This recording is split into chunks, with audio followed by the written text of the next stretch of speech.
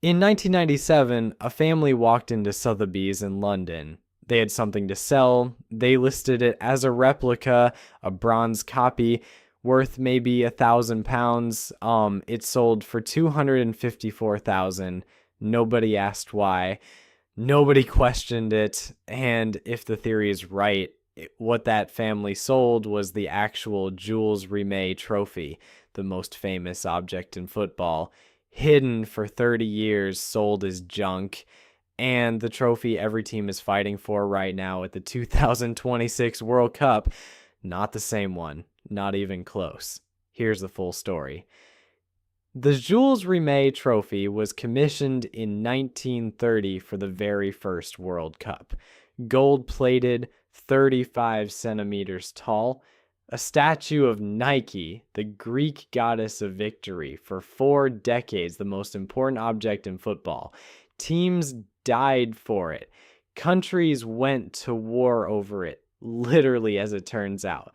But before any of that, it almost disappeared before anyone had even heard of it, because in 1939, the Nazis were marching across Europe, and FIFA had a problem. The solution? An Italian FIFA official called Ottorino Barassi put the trophy in a shoebox and hid it under his bed in Rome for 5 years. Yeah, told no one. The World Cup survived the Second World War inside a shoebox, but it almost didn't survive England. March 1966, 4 months before England was due to host the World Cup, the trophy went on display at a stamp exhibition in Westminster. Security, guards, everything gone by Sunday morning, stolen Scotland Yard, national embarrassment, the whole country looking for it. And then 7 days later, a dog found it. A mongrel called Pickles walking his owner, David Corbett, through a garden in South Norwood, sniffed a newspaper-wrapped package under a hedge. Inside, the Jules Rimet trophy. Pickles got a medal, Corbett got a cash reward. England won the World Cup 4 months later at Wembley. Like, cute story, but here's what nobody told you. That theft in 1966 is the reason nobody knows where the trophy is today. After 1966, FIFA made a copy of the Jules Rimet trophy, a replica, just in case it ever happened again. Which brings us to 1970. Pelé's Brazil won their 3rd World Cup in Mexico. FIFA had promised any nation that wins 3 times keeps the trophy permanently. Brazil took it to Rio de Janeiro, locked it behind bulletproof glass in the headquarters of the Brazilian Football Confederation.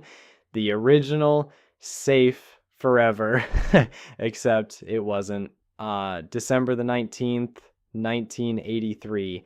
3 men broke into the CBF headquarters in Rio. A banker named Sergio Pereira Ares organized it. An ex-police officer nicknamed Chico Barbudo broke in. They went through the bulletproof display, through the plywood backing at the rear, and took the Jules Rimet trophy. No dog found it this time, no hedge, no happy ending.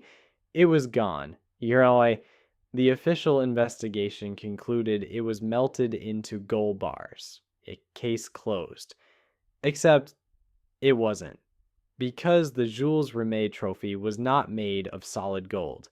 It was gold-plated sterling silver. You cannot melt sterling silver into gold bars. The official explanation for where the most famous trophy in football went is physically impossible. So what actually happened? One theory.